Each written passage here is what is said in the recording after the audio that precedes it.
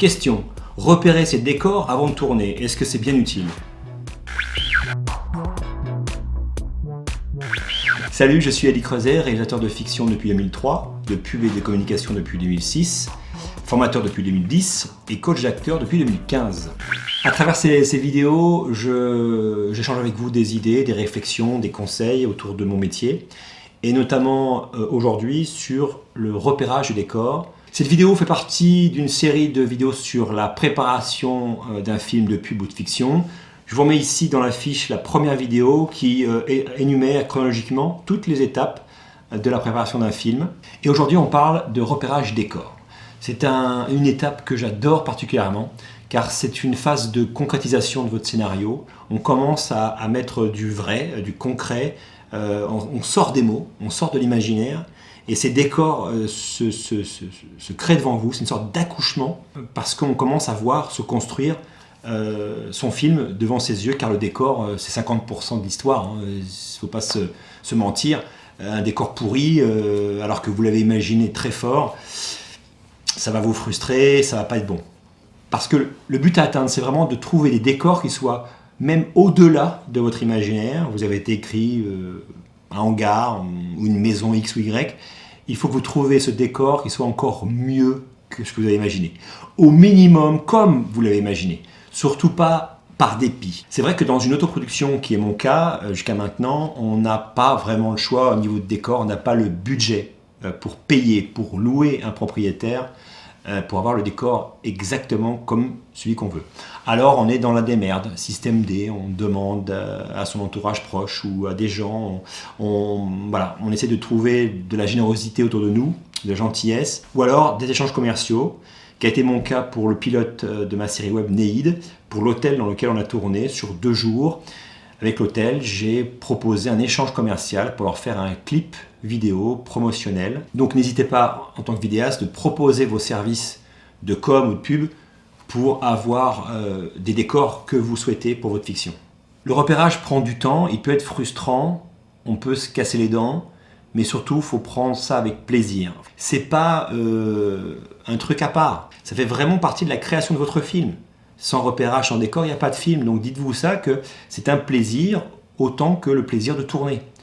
Prenez votre temps, amusez-vous, faites l'agent immobilier, faites des visites, des photos, des contre-visites. Et lorsque vous validez le décor avec un propriétaire, ne donnez pas de date de tournage, surtout pas. Donnez une estimation de période, donnez une période de tournage sur 1 mois ou 15 jours à peu près.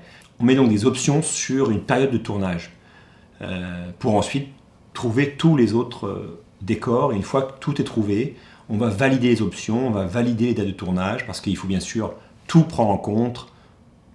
On va valider les dates de tournage en prenant tout en compte évidemment de la disponibilité de chacun, technique, acteur.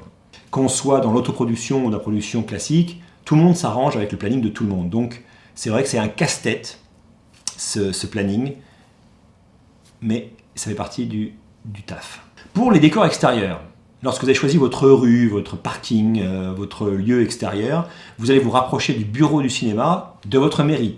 En tout cas, du service de la mairie qui peut vous orienter là-dessus. Monter un dossier, c'est assez simple, hein, c'est un petit document à remplir avec 2-3 choses qui expliquent ce que vous voulez faire, comment, pourquoi, etc. Il faut compter minimum 1 mois pour que la mairie vous valide. Si elle vous valide, l'autorisation de tourner à l'extérieur. Minimum 1 mois, donc prenez vraiment du large avec votre planning. Ensuite, vous allez faire appel peut-être à la voirie qui va vous aider à bloquer des rues ou en tout cas à mettre des signalétiques ou utiliser des barrières. Pour conclure, je reviendrai sur l'aspect collégial et le travail en équipe du cinéma, même si l'idée vient d'un seul cerveau, d'un auteur, réalisateur qui va faire ce film. Vous ne faites pas le film tout seul. C'est le cinéma, c'est comme ça, c'est la définition.